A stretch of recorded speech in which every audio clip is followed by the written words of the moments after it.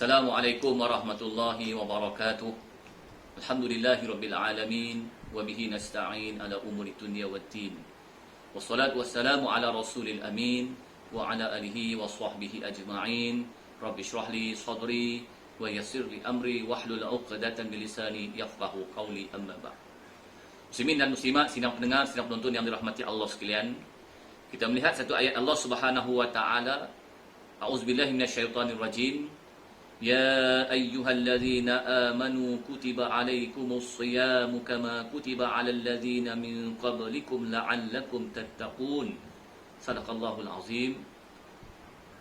Allah Ta'ala menyatakan dalam ayat ini, wahai orang-orang yang beriman, telah diwajibkan atas kamu untuk berpuasa seperti mana telah diwajibkan ke atas umat-umat yang terdahulu, la'allakum tattaqun, yaitu semata-mata moga-moga harapan kamu akan jadi orang yang bertakwa pada Allah Subhanahu wa taala.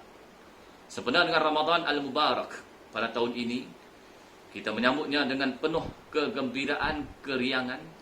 Kita seronok dengan adanya Ramadan. Insya-Allah dengan ayat ini menjadi pemangkin kepada kekuatan kita untuk mencari takwanya kita pada Allah Subhanahu wa taala. Apa makna takwa yang kita boleh ambil dalam konsep sebenar? Takwa itu ialah imtisalu awamirillah wajtinabun nawahi. Buat apa yang Allah Ta'ala suruh, tinggalkan apa yang Allah Ta'ala larang. Sayyidina Ali karamallahu wajhah telah menyatakan maksud takwa itu ada 4. Yang pertamanya ialah al-khawfu minal jalil. Yang keduanya wal amalu bit tanzil. Yang ketiganya ar-ridha bil qalil. Yang keempatnya al-isti'dad liyaumir rahim. Yaitu yang pertamanya kata Sayyidina Ali karamallahu wajhah, untuk menjadi orang yang bertakwa ataupun orang-orang yang mempunyai sifat takwa itu ialah yang pertamanya mereka takut pada Allah Subhanahu wa taala. Al-khaufu minal jalil. Takutnya pada Allah Subhanahu wa taala dalam arti kata, lagi takutnya kita pada Allah Subhanahu wa taala, lagi dekatnya kita dengan Allah Subhanahu wa taala. Lagi takutnya kita pada Allah Subhanahu wa taala, lagi banyak ibadat yang kita lakukan pada Allah Subhanahu wa taala. Kita takut pada Allah ini dalam semua kategori, dalam semua keadaan. Sama ada dalam terangnya atau dalam gelap. Sama ada ramainya atau berseorangan. Sama ada siangnya atau malam. Dan seumpamanya. Ketakutan itu, kita takutnya pada Allah Subhanahu wa taala. Umpama disebutkan takut itu sampai satu tahap yang disebutkan sebagai al-ihsan. An ta'budallaha ka'annaka tarahu fa illam takun tarahu fa innahu yaraka. Dalam kita melakukan ibadat pada Allah Subhanahu wa taala, yang menunjukkan bahawasanya kita takut itu umpamanya an ta'budallah, kamu beribadat pada Allah, ka'annaka tarahu, umpama kamu boleh lihat Allah. Fa illam takun tarahu, sesungguhnya kamu tak akan dapat lihat Allah. Allah yang akan dapat melihat kamu. Itu yang pertama.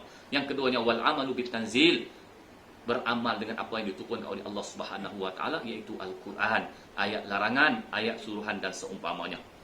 Yang ketiganya ar-ridha bil qalil, kita redha dengan sedikit yang Allah Taala berikan kepada kita, dan kehidupan kita jangan dibandingkan dengan orang yang lain. Masing-masing Allah Taala bagi kehidupan yang sempurna mengikut aturan Allah Subhanahu wa taala. Walaupun percaturan yang kita nakkan kadang-kadang tidak mampu kita perolehi, sebenarnya ada hikmah di sebalik percaturan Allah Subhanahu wa taala. Redha dengan keadaan yang sedikit, ataupun dalam bahasa yang lain disebutkan al-qanaah. Kita melihat satu kitab Tausuh Modern Profesor Dr. Hamka menyebutkan bahawa al-qanaah yakni as-sa'adah. As-sa'adah yakni al-qanaah. Yang dimaksudkan dengan qanaah itu ialah orang yang sentiasa akan dapat kebahagiaan. Orang yang bahagia itu ialah orang yang sentiasa rasa cukup.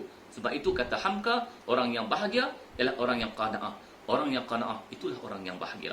Manakala yang keempat, sifat orang yang bertakwa itu kata Sayyidina Ali, al-isti'dadu liyaumir rahim, iaitu orang yang sentiasa bersedia untuk berjumpa Allah Subhanahu wa taala sebelum ia dimatikan oleh Allah Subhanahu wa taala. Dalam arti kata yang lain, dia hidup di atas dunia tapi hatinya sentiasa dekat dengan akhirat.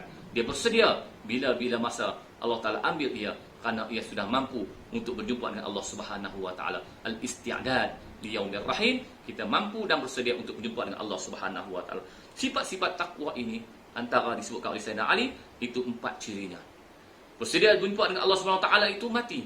mati ini satu yang pasti, iaitu satu pengalaman yang pertama dan juga terakhir yang kita akan dapat kecapi. Disebutkan dalam bahasa yang senang, first and last experience, iaitu pengalaman pertama dalam hidup dan itulah juga pengalaman yang terakhir dalam hidup kita, iaitu kematian.